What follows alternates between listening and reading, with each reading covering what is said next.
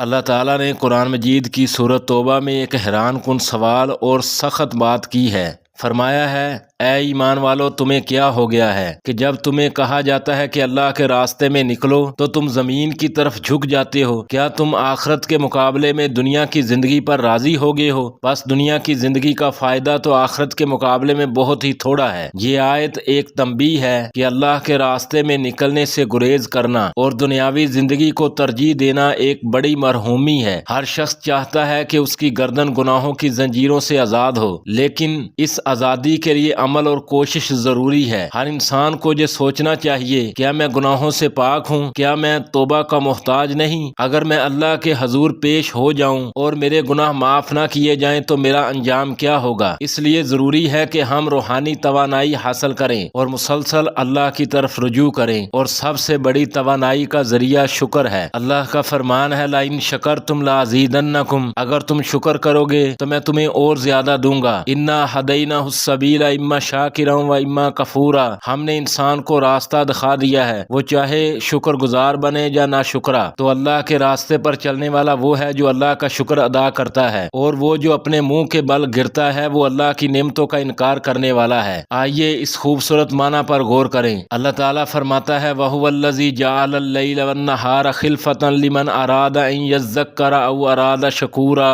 اور وہی ہے جس نے رات اور دن کو ایک دوسرے کے پیچھے آنے والا بنایا، اس کے لیے جو نصیحت حاصل کرنا چاہے یا شکر گزار بننا چاہے۔ یہ آیت ایک بڑی حقیقت کی طرف اشارہ کرتی ہے۔ زندگی ہمیشہ ایک جیسی نہیں رہتی، کبھی رات کی تاریکی ہوتی ہے اور کبھی دن کا اجالا۔ ہر حالت میں غور و فکر اور شکر گزاری ضروری ہے۔ جو وقت گزر گیا، اگر کوئی نیکی چھوٹ گئی تو اس کی تلافی کر لو۔ مفسرین فرماتے ہیں، اگر کوئی شخص رات میں عبادت سے محروم رہ جائے تو دن میں اس کی قضا کرے، اور اگر دن میں موقع نہ ملے تو رات میں کر لے، کیونکہ مواقع ہمیشہ نہیں ملتے۔ آج موت اچانک چھوٹے بچوں کو بھی لے جاتی ہے، تو پھر ہمیں کیا کرنا چاہیے؟ لمن اراد ان یذکر، عبرت حاصل کریں، او اراد شکورا، اور اللہ کا شکر ادا کریں۔ یہ دیکھیں کہ جو لوگ اللہ سے دور ہیں وہ تاریکی میں ہیں، اور جو لوگ اللہ کی مہلت کا شکر ادا کرتے ہیں وہ ہدایت کی روشنی میں ہے۔ شکر کی عادت ڈالنے کے لیے کچھ عملی کام کریں، مثلا اللہ کی حمد کو کثرت سے کرو، کیونکہ حمد میزان کو بھر دیتی ہے، تو اپنے میزان کو بھر دو کم از کم 100 بار، کیونکہ نبی صلی اللہ علیہ وسلم نے فرمایا، جو شخص سورج نکلنے سے پہلے اور غروب ہونے سے پہلے 100 بار الحمدللہ کہے تو یہ 100 گھوڑوں کو اللہ کے راستے میں جہاد کرنے سے بہتر ہے۔ اور مصعب بن سعد اپنے والد رضی اللہ تعالیٰ عنہ سے روایت کرتے ہیں کہ ایک اعرابی نے نبی صلی اللہ علیہ وسلم سے کہا، مجھے ایسی دعا سکھائیں جس سے اللہ مجھے فائدہ پہنچائے۔ آپ نے فرمایا، کہو، اے اللہ، تمام تعریفیں تیرے ہی لیے ہیں اور تمام معاملات تیری طرف لوٹتے ہیں۔ تو آج کون اللہ کے چنیدہ بندوں میں شامل ہوگا؟